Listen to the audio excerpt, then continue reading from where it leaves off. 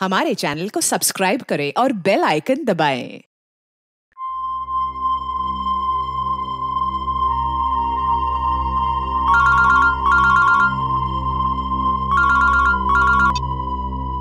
Hello, मैं बोल रहा हूँ। काम हुआ क्या? मैंने तुमसे कहा था ना कि कल 10 बजे तक तुम्हारा काम हो जाएगा। और मेरी पेमेंट कहाँ है? पेमेंट मिल जाएगा तुम्हें। कितनी बार कहा मैंने तुमसे कि मुझे आधे पैसे एडवांस चाहिए और बाकी का काम खत्म होने के बाद। काम करो, पैसा तुम्हें मिल जाएगा। फोन रखो तुम।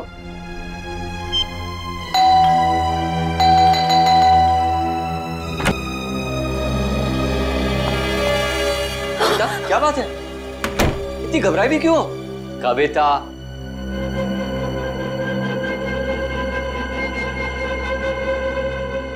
कविता, मैंने उसे वहां देखा था। नीचे नीचे खड़ा था वो। नीचे? कौन? सूरज। सूरज, तुमने अपनी दवाइयां ली? अमन, मैं बीमार नहीं हूँ। मैंने उसे नीचे देखा था। उसकी आंखें उसी मासूमियत से मुझे देख रही थी जैसे पहले देखा करती।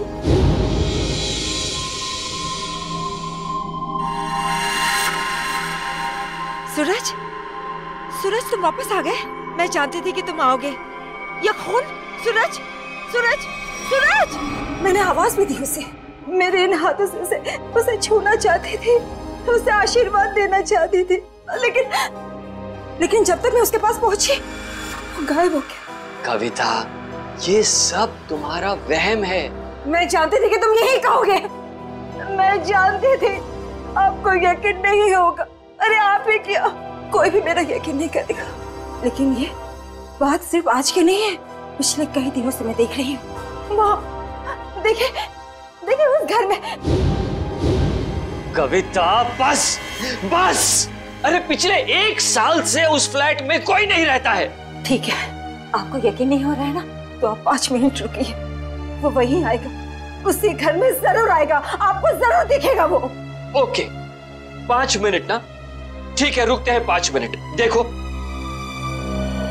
सूरज, कहाँ हो तुम?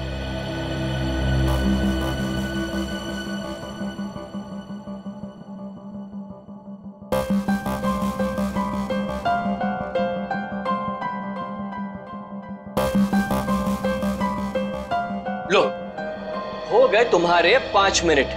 आया सूरज? आया नहीं ना? प्लीज 5 मिनट और रुकिए, वो जरूर आएगा। बस कविता, बस। अरे अगले आधे घंटे भी यहाँ खड़ी रहोगी ना, तब भी वहां सूरज नहीं आएगा। तुम्हारे पास ये सब फजूल की बातों के लिए फुर्सत है, मेरे पास नहीं। Enough of this nonsense. रुकिए तो, वो आएगा, वो जरूर आएगा।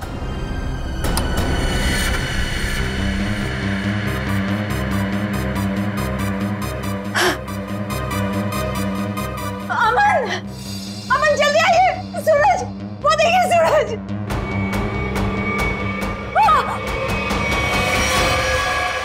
सूरज, अमन, अमन, अमन, जल्दी आइए, जल्दी आइए। अरे अमन, सूरज गिर गया। कविता, आइए जल्दी आइए। वो छत से गिर गया है, मैंने अपनी आंखों से देखा है। चलिए जल्दी। कविता, क्या कर रही हो?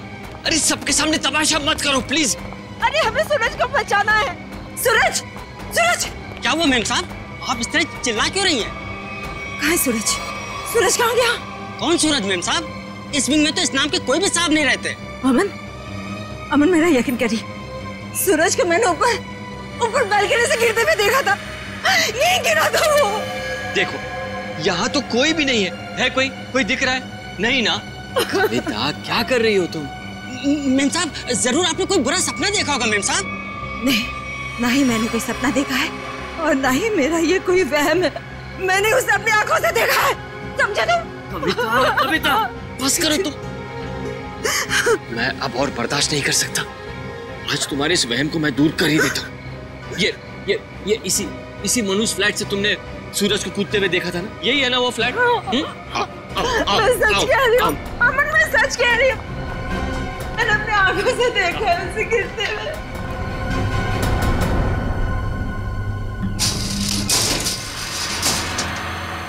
ये लो, अपनी आंखों से देख लो, यहाँ ताला लगा हुआ है।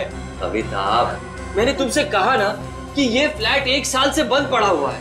नहीं साहब, साहब बिल्कुल ठीक कह रहे हैं। ये घर पिछले 1 साल से बंद ही पड़ा हुआ है। नहीं, ये तुम सबकी चाल है। मेरे साथ ऐसा घिनौना मजाक करके तुम लोग मुझे गलत साबित करना चाहते हो। कविता, मैं तुम्हारा पति हूँ, कितना प्यार करता हूँ मैं तुमसे। क्या मैं तुम्हारे साथ ऐसा करूँगा? हाँ, इसका पता तो अब सीआईडी लगाएगी। तुम भी ना कविता, हद करती हो बस। हमारी किसी की बात तुम्हारे समझ में नहीं आती। अब सीआईडी को बुलाने की क्या जरूरत थी? कविता जी आप हैं?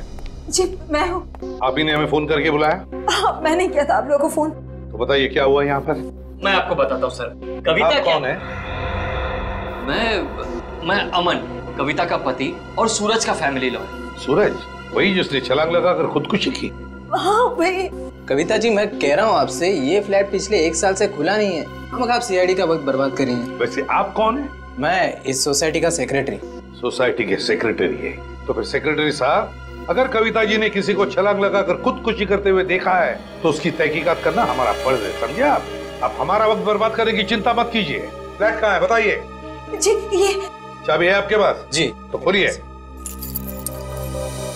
कविता जी आप देख सकते हैं यहाँ सारा सामान ढका हुआ है। कोई यहाँ कैसे आएगा? यहाँ की साफ सफाई तक नहीं हुई है। सेक्रेटरी साहब, आप थोड़ी देर के लिए अपना मुंह बंद रखेंगे और सीआईडी को अपना काम करने दीजिए, ठीक है? जैसा आप ठीक समझे। हाँ तो कविता ये बताइए, कल रात को आपने सूरज को कहाँ पर देखा? जी वहाँ उस बालकनी में। बालकनी?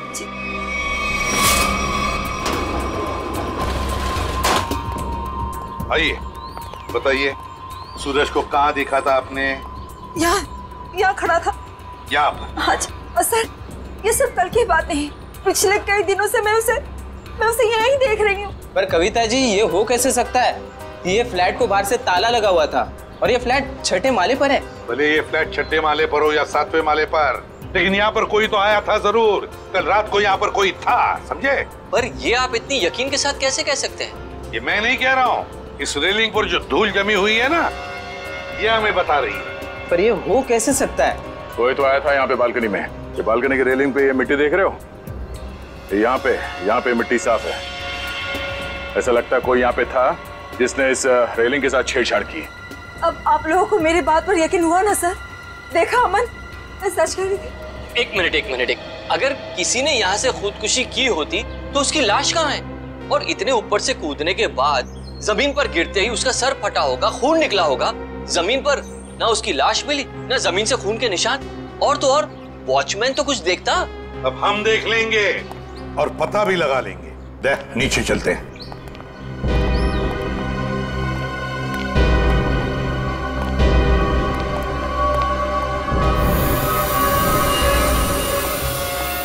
आश्रय, कोई खून के निशान दिख रहे क्या?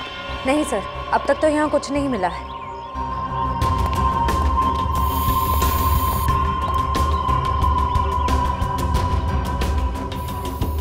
वॉचमैन, कल रात ड्यूटी पर थे ना तुम? साहब मैं ही था। तो फिर तुमने देखा कैसे नहीं किसी को ऊपर से गिरते हुए? साहब रात में मैं ही यहाँ पे बैठा हुआ था। ये मेम साहब अचानक यहाँ आई और बोलने लगी कि सूरज ऊपर से कूद गया। अच्छा एक बात बताओ, कल कोई अनजान आदमी आया था कल रात को यहाँ इस विंग में? नहीं साहब, इस विंग में जो लोग रहते हैं वही लोग आए थे साहब। आप चाहें तो मैं आपको रजिस्टर भी दिखा सकता हूँ साहब। सर? हाँ? सर खून के कोई ट्रेसेस नहीं मिले वहाँ पे। ऐसे कैसे हो सकता है? आप लोगों को कुछ सबूत मिला है ना बालकनी में किसी की मौजूदगी का? मैं सच कह रही हूँ सर, मेरा यकीन कीजिए। कविता जी हम आपका पूरा विश्वास कर रहे हैं, आप सच बोल रही हैं। मैं तो सच बोल रही हूँ, लेकिन मुझे लगता है कि ये लोग झूठ बोल रहे हैं। क्या मतलब? शायद ये लोग मुझे झूठा साबित करना चाहते हैं। लेकिन क्यों गलत साबित करना चाहते हैं ये लोग? ऐसा ही है सर, मेरे आने से पहले इन लोगों ने लाश को ठिकाने लगा दिया होगा, खून भी साफ कर दिया होगा। मेरा यकीन कीजिए, मैं सच बोल रही हूँ। कविता तुम सबके सामने पतंग खड़ा कर रही हो। एक मिनट सर, आप नहीं सर, मैं सच बोल रही हूँ। सर आप मेरी पत्नी की बातों को ज्यादा गंभीरता से मत लीजिए। दरअसल उसका दिमागी इलाज चल रहा है। दिमागी इलाज चल रहा है? क्यों, किस लिए? उसे हेलुसिनेशंस होते हैं सर। उसे ऐसे लगता है जैसे सब लोग उसके खिलाफ हैं। और जिस सूरज की वो बात कर रही है ना, उसकी तो 1 साल पहले मौत हो चुकी है। सूरज की मौत 1 साल पहले हुई थी। जी। अच्छा, और फिर भी इस बात का तो नजरअंदाज नहीं कर सकते ना कि आपकी पत्नी कविता ने किसी को ऊपर से छलांग लगाकर खुदकुशी करते हुए देखा है। एक बात बताइए, सूरज की मौत हुई कैसे थी? सर, सूरज ने फ्लैट से कूदकर आत्महत्या कर ली थी। वैसे आप कौन है? मैं सूरज का चचेरा भाई प्रतीक और ये मेरी पत्नी नताशा। एक बात बताइए, सूरज ने आत्महत्या क्यों की? सर, सूरज को अपने पिता से बहुत लगाव था और उनकी मौत के बाद उसके पास जिंदा रहने का कोई मकसद ही नहीं बचा था। कविता जी, एक बात बताइए, क्या आपने 1 साल पहले सूरज को कूदते हुए देखा था अपने घर से? तभी मैं इस शहर में नहीं थी सर। मेरे वापस आने के बाद मुझे बताया गया था, लेकिन मुझे यकीन ही नहीं हुआ। माँ बाप की मौत हर बच्चों के लिए बहुत बड़ा सदमा होती है, लेकिन इसका मतलब ये नहीं है कि आप अपनी जिंदगी का अंत ही कर दो। सर, मैं पूरे यकीन के साथ कह सकती हूँ कि सूरज जिंदा था। पिछले कई दिनों से मैं उसे देख रही थी। कविता। सर, आप यकीन कीजिए सर। बस करो। तुम्हारी तबीयत ठीक नहीं है। हाँ? चलो घर चलो, तुम्हारे आराम का वक्त हो गया। अमर, मैं सच क्या है? Excuse me sir. चलो चलो चलो चलो मेरे साथ चलो। अमर, मैं सच बोल रही। सर, कविता आंटी को सूरज की मौत का बहुत गहरा सदमा लगा है, इसलिए उसके कूदने का दृश्य उनकी आंखों के सामने बार बार आता रहता है। सर, कविता आंटी की अपनी कोई संतान थी नहीं और वो सूरज को अपने बेटे समान मानती थी। सूरज को हॉस्पिटल कौन ले गया था? मैं, नताशा और अमन अंकल, हम तीनों मिलकर लेकर गए। सर, मैं भी था। आप? शेखर, सूरज के पिता का बचपन का दोस्त। कौन से हॉस्पिटल ले गए थे सूरज को? Sir, city hospital. City hospital. Suraj की मौत 1 साल पहले हुई है, तो पता लगाना पड़ेगा कि लोकल पुलिस स्टेशन का कौन सा ऑफिसर उस केस को देखता था और फिर उसे लेकर सिटी हॉस्पिटल जाना पड़ेगा। 16 दिसंबर 2012 की रात थी जब सूरज को इस हॉस्पिटल में लाया गया था। काफी नाजुक हालत थी उसकी, कंधा टूट गया था उसका, सर पे भी गहरी चोट आई थी। लग नहीं रहा था कि वो बचेगा। लग नहीं रहा था? बिल्डिंग से कूद के उसकी मौत हो गई थी ना? मौत? नहीं सर, इस हॉस्पिटल के डॉक्टर इतने काबिल थे, उन्होंने उसको बचा लिया था। क्या सूरज जिंदा है? नहीं सर, वो मर चुका है। अरे अभी अभी तो तुम कह रहे थे कि डॉक्टरों ने उसे बचा लिया था। सर, वो बच गया था और उसके जीने की पूरी तमन्ना खत्म हो चुकी थी। हॉस्पिटल से ऑपरेशन के 3 दिन बाद ही वो हॉस्पिटल से भाग गया और फिर ओडाला के ब्रिज से जाकर उसने आत्महत्या कर ली। ओडाला ब्रिज? मतलब सूरज की मौत बिल्डिंग से कूदने से नहीं, ओडाला ब्रिज से कूदने से हुई है। मगर सर, सूरज के घर वालों ने हमसे झूठ क्यों कहा? क्या उसका तो पता हम लोग लगा ही लेंगे। पहले जरा उस डॉक्टर से मिलते हैं जिसने सूरज की जान बचाई थी। सूरज का ऑपरेशन डॉक्टर रेणुका ने ही किया था। डॉक्टर रेणुका? जरा बुलाइए उन्हें। पर अब डॉक्टर रेणुका इस हॉस्पिटल में काम नहीं करती हैं। काम नहीं करती? क्या मतलब? सर, जिस दिन सूरज हॉस्पिटल से भाग गया था उस दिन डॉक्टर रेणुका भी हॉस्पिटल में आखिरी बार ही दिखी थी। सर, हो सकता है डॉक्टर रेणुका ने ही मदद की हो सूरज की हॉस्पिटल से भागने में, क्योंकि इतनी गहरी चोट लगने के बाद कोई आदमी अकेले तो भाग नहीं सकता। ठीक है ना। जब सूरज का ऑपरेशन हो रहा था तो आप भी थी ना ऑपरेशन थिएटर में? हाँ सर, सूरज का बच पाना तो लगभग असंभव था, मगर डॉक्टर रेणुका ने तो कमाल कर दिखाया। उन्होंने सूरज की जान बचा ली। हॉस्पिटल में सब लोगों ने उनकी तारीफ भी की थी। जब सूरज इतना घायल था तो वो हॉस्पिटल से भागा कैसे? आपके हॉस्पिटल की सिक्योरिटी ठीक नहीं लगता है? पता नहीं सर कैसे भाग गया। डॉक्टर रेणुका ने तो उन्हें नींद का इंजेक्शन भी दिया था। लगभग 3 घंटे तक तो उन्हें होश ही नहीं आना चाहिए था। ठीक है, आप जरा हमें रेणुका जी के सारे डिटेल्स दीजिए, सारे रिकॉर्ड्स। ओके ओके सर, मैं अभी लेकर आती हूँ। रेडी? पता करो उस रात सिक्योरिटी में कौन था, लेके आओ। सचिन, आप इनके साथ होडाला ब्रिज जाओ, देखो कहां से छलांग मारी थी उस सूरज ने। सर आइए। आदे? नहीं, अभी तो मैं हॉस्पिटल में ही हूँ। हाँ, कुछ हैरत अंगेज चीजें पता चली है, मिलके बताता हूँ मैं। Okay okay, bye. सर, उस रात ये वॉचमैन ड्यूटी पे था। एक घायल आदमी हॉस्पिटल से भाग गया है? ड्यूटी पे सोते हो क्या? साहब, मैंने उसे रोकने की पूरी कोशिश की थी, लेकिन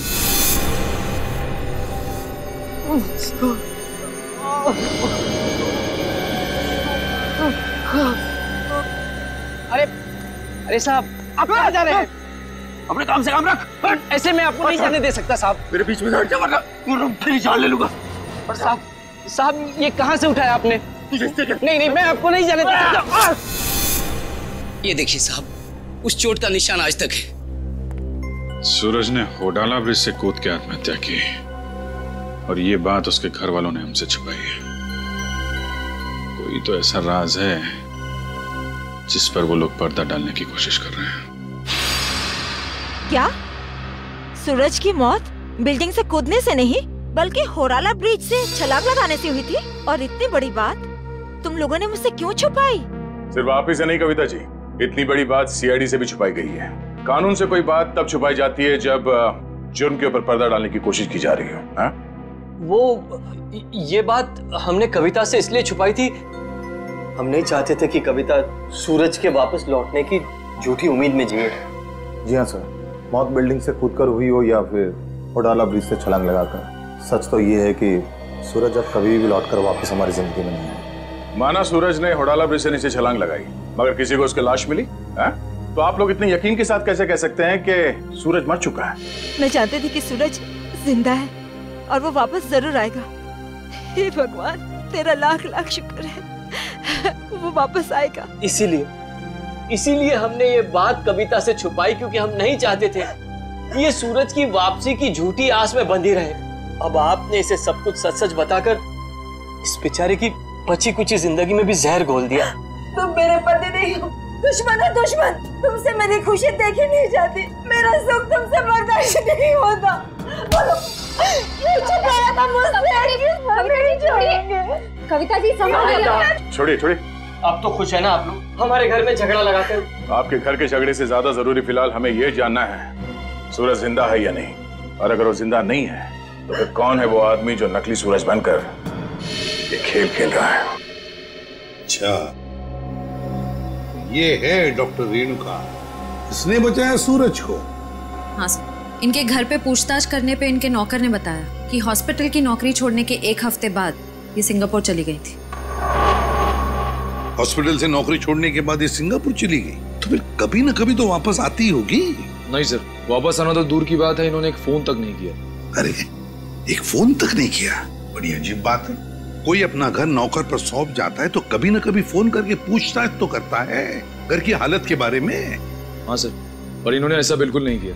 और सर, नौकरों की पगार हर महीने सीधे उनके अकाउंट्स में डाल दी जाती है, वो भी कैश। नहीं, कुछ और ही चक्कर है, कुछ और ही चक्कर है ये।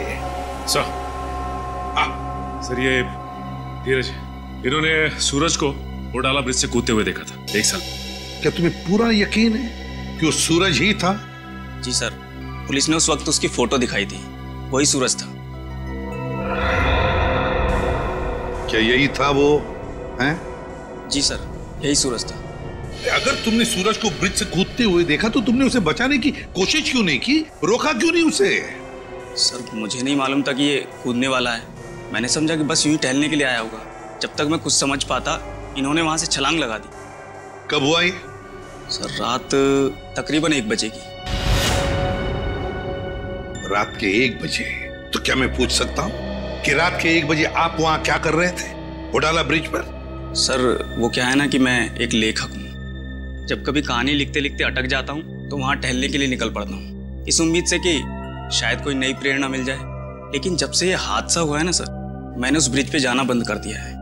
वैसे आप लिखते क्या है? सर, मैं उपन्यास लिखता हूँ, नोवेल्स। ठीक है धीरज, थैंक यू वेरी मच। तुम जा सकते हो, अगर जरूरत पड़े तो हम तुम्हें फिर से बुला लेंगे। सर, ये होडाला ब्रिज के नीचे के पानी का बहाव बहुत तेज है सर। अगर कोई भी आदमी ऊपर से नीचे गिरता है तो उसका बचना अब नामुमकिन है सर। और तो और सर, पुलिस वालों ने उस जगह की अच्छी तरीके से छानबीन करवाई थी गोताखोरों से, लेकिन सूरज की लाश नहीं मिली थी सर। हो सकता है कि तेज बहाव की वजह से वो सूरज को ढूंढ नहीं पाए होंगे, या फिर किसी न किसी वजह से सूरज डूबने से बच गया। सर, अगर ये सूरज बच गया है तो सिर्फ कविता जी को क्यों दिखाई देता है? अमन जी या बाकी लोगों को क्यों नहीं?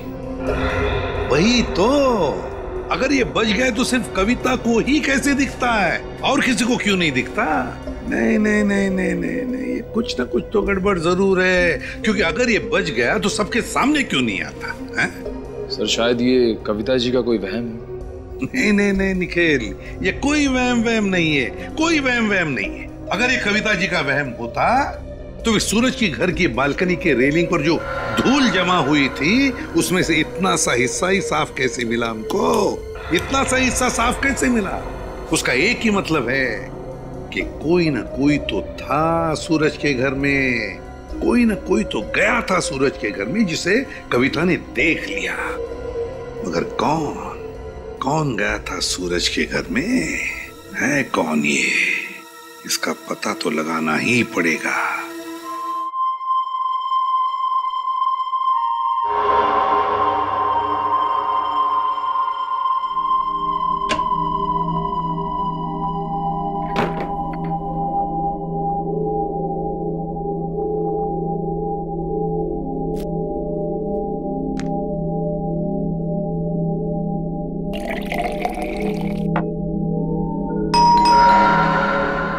इस वक्त कौन हो सकता है?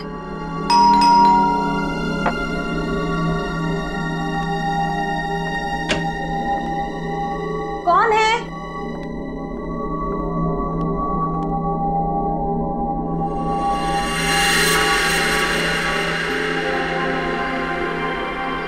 सूरज, सूरज, आज सबके मुंह पे ताला लग जाए। हाँ, सूरज, अब कहाँ चले गए? सूरज कहाँ? सूरज बंद करो ये मजाक, कहाँ हो तुम? सूरज आ जाओ अभी। सूरज, मेरी आंखें तरस गई है तुम्हें देखने के लिए। सूरज, सूरज कहाँ हो? सूरज तुम? सूरज, सूरज। कविता आंटी, सूरज तुम ऊपर जा रहे हो ना? आप ठीक हो ना? मुझे तुम्हारे कदमों की आवाज आ रही है। सूरज रुक जाओ। आप ऊपर क्यों जा रही हो? सूरज रुक जाओ, रुक जाओ सूरज। कविता आंटी, इस वक्त आप छत पर क्यों जा रही है? सूरज, सुना ही नहीं होगा। सूरज, सूरज, मैं जानती हूँ कि तुम छत पर आके छिपे हो। देखो, अब अच्छे बच्चे की तरह वापस आ जाओ। अब मेरे सब्र का और इम्तिहान मत लो। सूरज, कहाँ हो तुम? अब अगर तुम 5 गिनने तक बाहर नहीं आए ना, मैं तुमसे कभी बात नहीं करूंगी। 1, 2, 3, 4।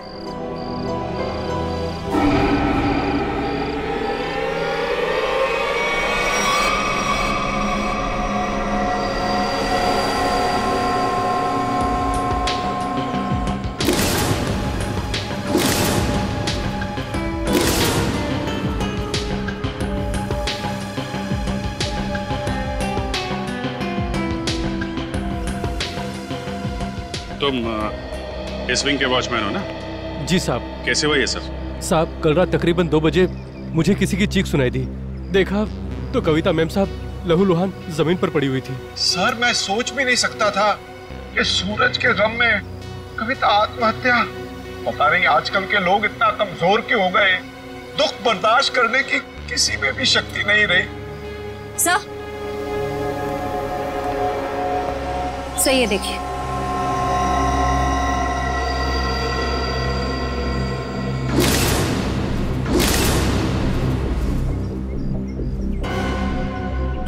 ये बात है। शेखर जी, कविता ने आत्महत्या नहीं की है।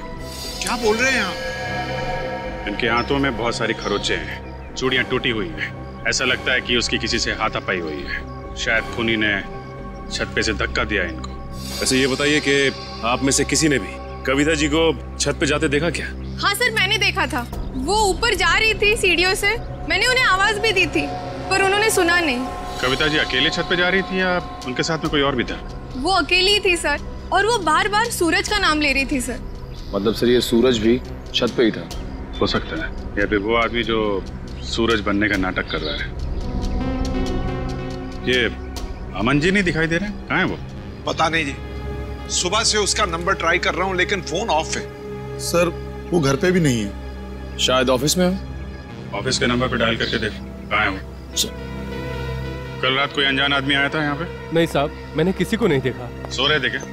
नहीं साहब, मैं सच कह रहा हूँ। मैं कल रात जाग रहा था और मैंने किसी को नहीं देखा इस विंग में जाते हुए। अगर जाग रहे थे तो किसी और को कविता के साथ छत पे जाते हुए क्यों नहीं देखा तुमने?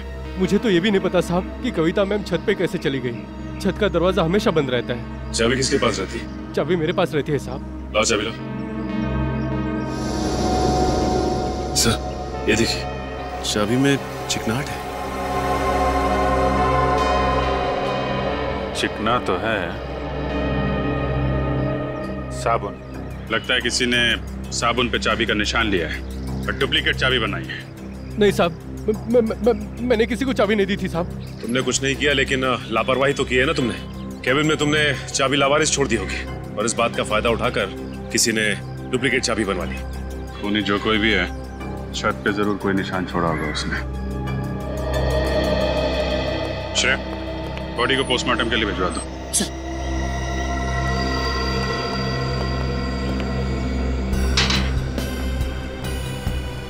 यहां से गिरी है।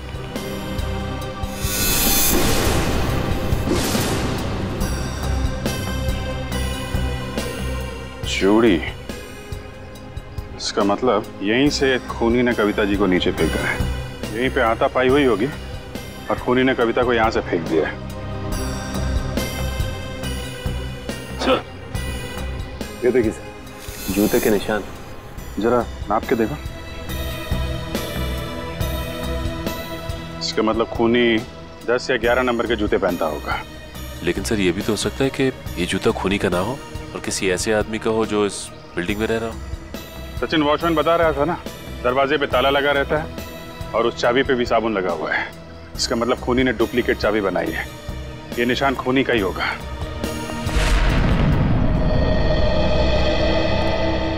क्या पता चला ऑफिसर? सर उनके ऑफिस ने बताया कि अमन जी कल दिल्ली जाने वाले थे कॉन्फ्रेंस के लिए, लेकिन वो दिल्ली पहुंचे ही नहीं। दिल्ली पहुंचे ही नहीं? हाँ सर, उनकी फ्लाइट की टिकट ही बुक थी, लेकिन वो मुंबई एयरपोर्ट तक ही नहीं पहुंचे। सर कहीं ऐसा तो नहीं कि अमन जी ने ही कविता जी को? कैसी बात कर रही हैं आप? अमन कविता से बहुत प्यार करता था और वो कविता के लिए अपनी जान तक दे सकता था। ऐसी बात है तो फिर अमन गायब क्यों हो गया? बीवी की मौत हो गई और पति लापता? सर मुझे शुरू से ही अमन के हाव भाव कुछ ठीक नहीं लग रहे थे। क्या मतलब? सर, अमन जी शुरू से ही हमारे परिवार के वकील रह चुके हैं। सूरज के माता पिता की मौत के बाद उन्होंने कभी किसी को बताया ही नहीं कि जायदाद का बंटवारा कैसे होगा। सर मुझे लगता है अमन के दिल में खोट है, वो खुद ही सारी जायदाद हड़पना चाहता है। और हो सकता है कविता आंटी को सूरज बन के डराने के खेल में उन्हीं का हाथ हो। खैर अमन इसमें शामिल है कि नहीं ये तो हम लोग पता लगा ही लेंगे, लेकिन ये बात तय है कि ये सारा खेल जायदाद की वजह से ही रचा जा रहा है। सूरज अगर बिल्डिंग में आया था तो आसपास जरूर किसी ने देखा होगा। हाँ सर, सामने पान की दुकान है सर। अरे भाई सुनो। आइए साहब, 4 पान लगा देता हूँ। मैडम के लिए मीठा पान, चेरी वाला।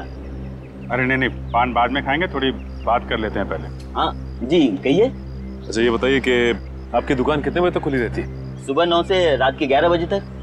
क्या आपने इस आदमी को कल इस इलाके में देखा था? अरे आप लोग तो ऐसे बातें कर रहे हैं जैसे आप लोग सीआईडी वाले हैं। ठीक पहचाना आपने? अरे आप तो सचमुच में सीआईडी वाले हैं। देखा था इसको? जी साहब, कल रात को इस आदमी को देखा था।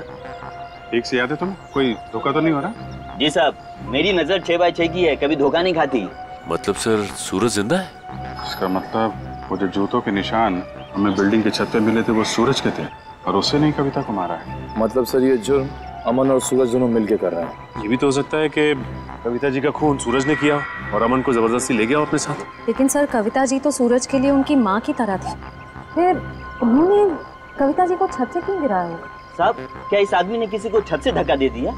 शायद किसी का खून किया है इसने। और कुछ जानते हो इस आदमी के बारे में?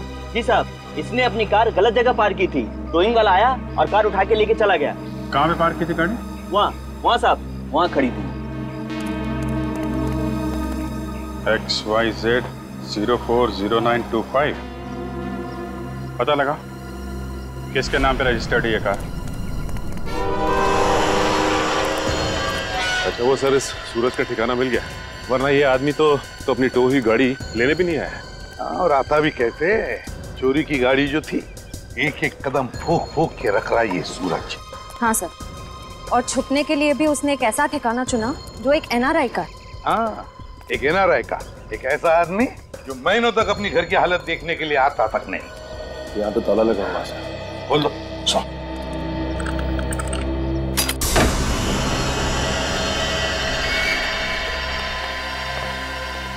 इस कमरे में से तो बहुत बुरी तरह से बदबू आ रही है। ऐसा लगता है जैसे कोई लाश है। कोई लाश ही सड़ी है इस घर में। ढूंढो, देखो कहां पर है वो लाश।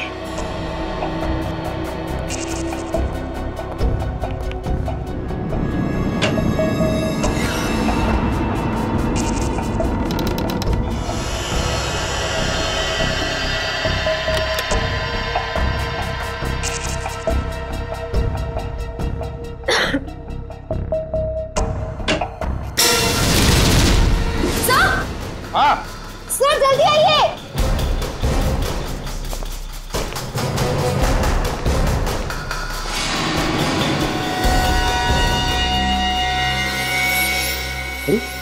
तो रेणु कहाँ है? यही है ना वो डॉक्टर जिसने सूरज पर इलाज किया था? हाँ सर, ये रेणु का ही है। लेकिन सर इसके नौकर ने तो बताया था कि रेणुका सिंगापुर गई। जरूर रेणुका ने झूठ कहा था अपने नौकर को कि वो सिंगापुर जा रही है। सर ये देखिए, गले पे निशान। ऐसा लगता है किसी तार से गला घोंट के मारा गया है। बिल्कुल पतला सा था, और जिस तरह से बदबू आ रही है, जिस तरह से ये लाश सड़ी है, लगता है 2-3 दिन तो हुए हैं इस खून को। सर ये देखिए, उसके हाथ पे भी निशान है। वो इधर भी। मगर सर ये निशान इस चीज का हो सकता है? ये निशान लगता है किसी रस्सी वस्सी से होते हैं ना निशान, खींचते वक्त वैसे लगते हैं ये निशान। ढूंढो जरा इस कमरे में, जो भी चीज है, जिस चीज से ये निशान बना है, यही कहीं मिलना चाहिए।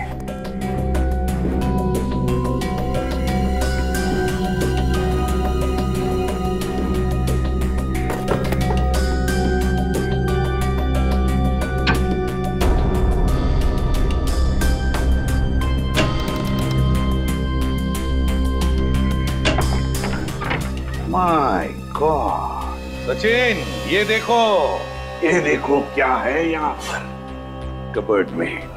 डमी।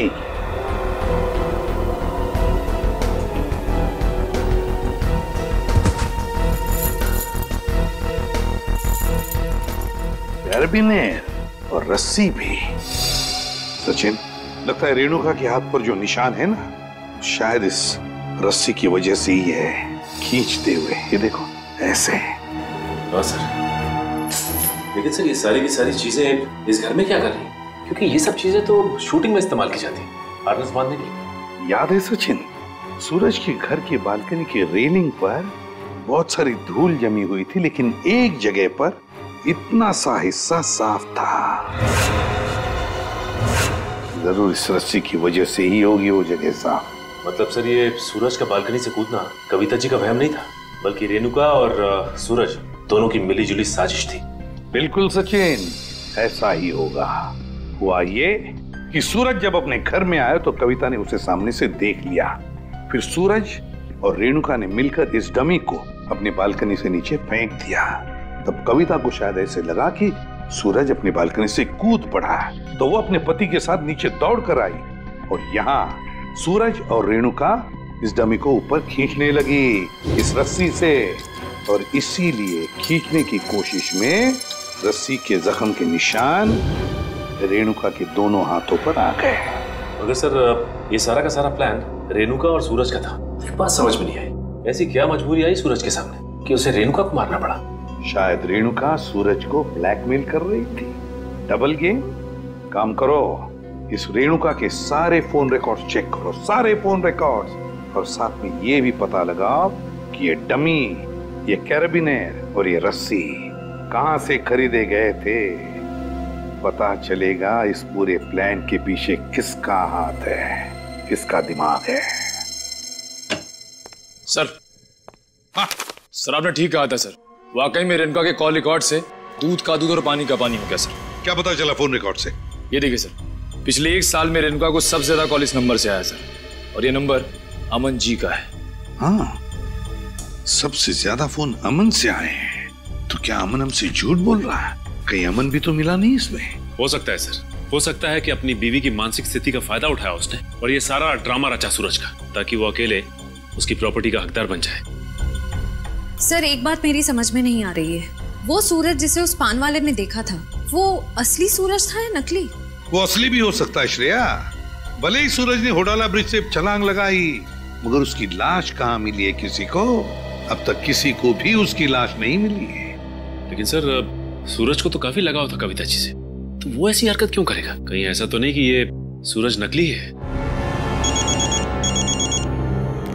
आद्या, क्या ग्रेट वर्क। सचिन, पता चल गया उस दुकान का जहां से वो डमी खरीदा गया था। अब पता चलेगा कि असली सूरज कौन था और नकली सूरज कौन। सर हीरोइन की वीक्स तो मैं आपको 20 तरह की भिजवा सकता हूँ सर। आप सुनिए तो सर, पर आपकी एक्ट्रेस इतनी सनकी है, उसे एक भी वीक पसंद नहीं आता सर। हाँ ठीक है, भिजवा तो दूंगा, पर हाँ हर वीक का 1500 रुपया लगेगा डिपॉजिट के तौर पर। मंजूर है? Okay sir. क्या भाई साहब, मेरे लायक भी कोई विग है क्या? क्यों नहीं सर, एक मिनट। हाँ सर, आपकी पर्सनैलिटी को देख के ये विग जचेगा सर।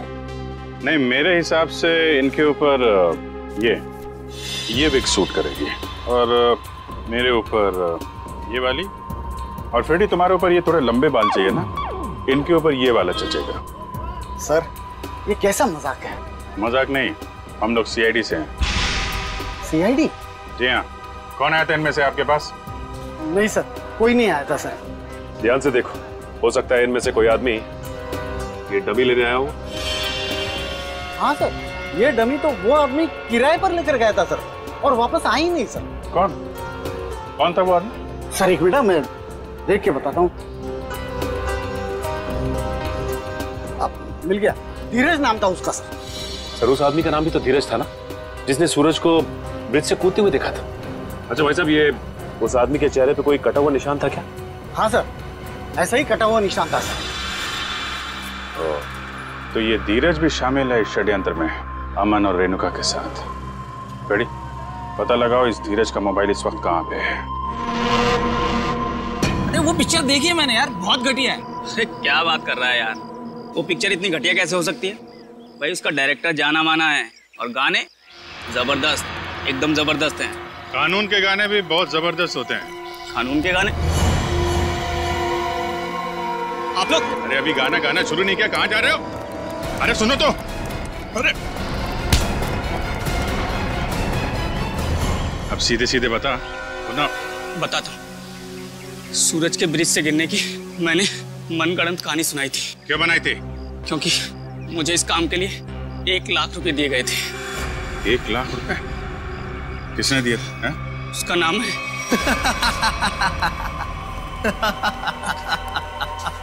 क्यों किया तुमने कविता के साथ ये सब?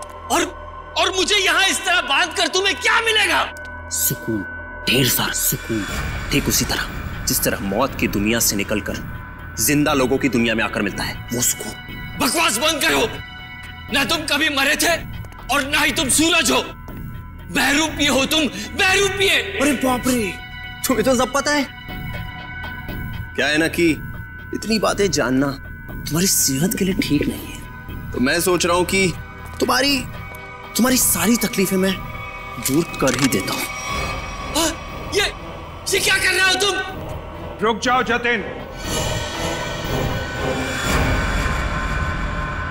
इसकी टिकट काटने से पहले इसे देख लेने दो कि ये सारा खेल किसका रचा हुआ है। तुम? हाँ मैं कभी सोच भी नहीं सकता था कि इस सब के पीछे तुम हो। तुम्हारे सोचने की शक्ति वैसे भी कभी कुछ खास रही नहीं, और अब अपने जीवन के आखिरी पलों में अपने दिमाग पर जोर डालना बंद करो। हम ही सब कुछ आपको बता देते हैं। क्यों जतिन? क्या है ना कि तुम्हारे मरने के बाद मैं कोर्ट जाऊंगा, सूरज बनकर सरकारी कागजों पर दस्तखत करूंगा। फिर क्या है, सारी जायदाद हमारी। क्यों बॉस? अरे तुम लोगों को प्रॉपर्टी चाहिए थी तो मुझसे पहले ही कह देते। कविता की जान लेने की क्या जरूरत थी? बहुत अफसोस है कविता की मौत का। जतिन चलो, अब देर मत करो, इसे भी भेज दो कविता के पास, भेज दो। Yes boss.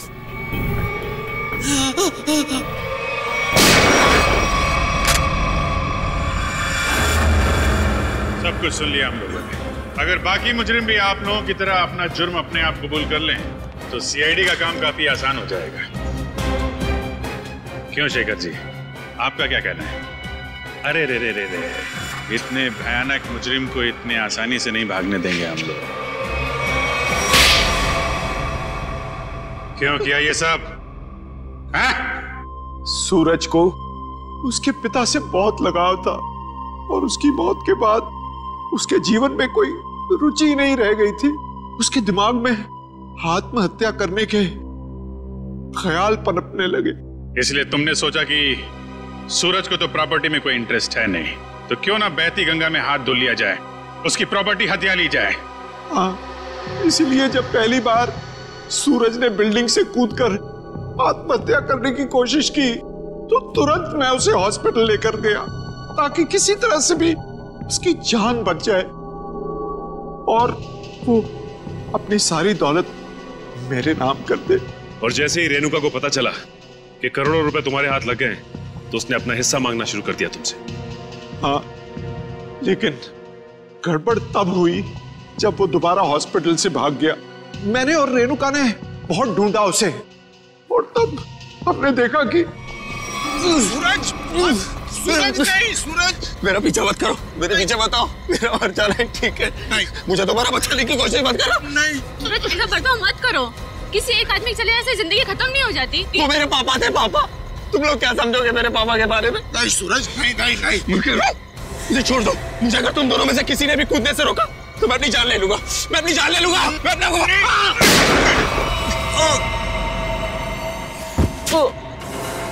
क्या सूरज को तुमने मार डाला? जानबूझकर नहीं मारा, गलती से गोली चल गई थी और फिर उसकी लाश को हमने नीमवाड़ी के जंगल में दफना दी। और फिर धीरज को तुमने अपना झूठा गवाह बना लिया ताकि कानून को गुमराह कर सको।